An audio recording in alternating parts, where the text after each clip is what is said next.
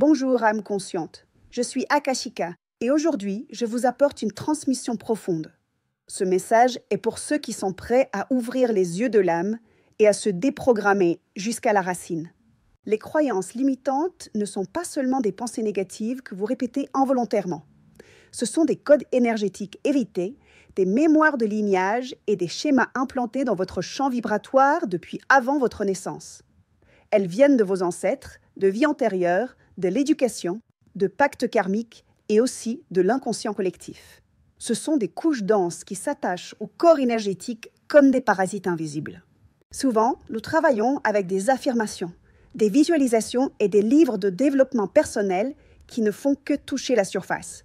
Mais la véritable libération se produit lorsque vous accédez au registre interne de votre champ quantique, où réside la mémoire originelle de votre âme. Qu'est-ce que réellement les croyances limitantes? Ce sont comme des contrats invisibles que tu as signés à un moment donné de ton évolution. Quelques exemples subtils qui bloquent le flux d'abondance et de but. Je dois faire beaucoup d'efforts pour mériter. Je ne suis pas assez pour qu'on me choisisse. L'argent ne vient qu'avec du sacrifice. Si je brille, on me rejette. Les femmes sages sont punies. Ces idées ne sont pas de simples pensées. Ce sont des structures énergétiques à part entière, insérées dans vos corps subtils. Comment les identifier du point de vue énergétique? Observez vos émotions répétitives. Chaque émotion dense récurrente, culpabilité, peur, rejet, a derrière elle une racine mentale spirit. L'émotion est l'alarme, non le problème. Révise ton langage quotidien. Les mots que tu utilises ont un champ vibratoire. Si tu répètes des phrases comme « je ne peux jamais »,« ça m'arrive toujours », tu en croiras un programme. Écoute ton corps physique. Douleur chronique, blocage dans la gorge, lourdeur dans la poitrine. Souvent, ce sont des somatisations de croyances. Fais une lecture symbolique de ta vie actuelle. Les situations que tu vis sont des miroirs actifs. Si tu manques d'amour, de soutien, d'abondance, il y a quelque chose en toi qui dit « je ne le mérite pas » ou « ce n'est pas disponible pour moi ».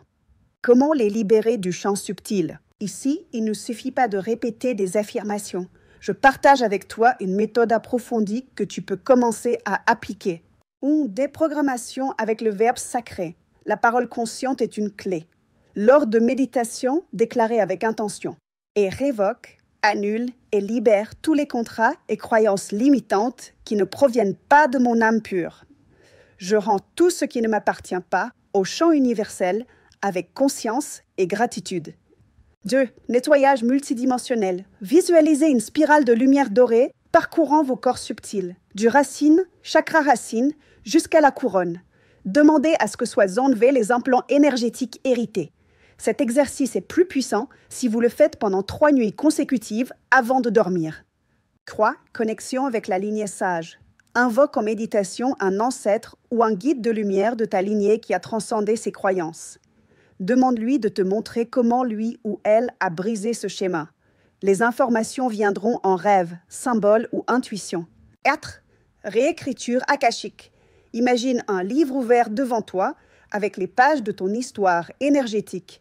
Visualise que tu déchires les pages qui ne te représentent plus et que tu écris des nouvelles phrases comme « Je suis libre d'être abondante. Mon âme mérite un amour inconditionnel. Je n'ai pas besoin de lutter pour exister. » 5. Ancrage physique. Après le travail énergétique, faites quelque chose de tangible qui symbolise le changement.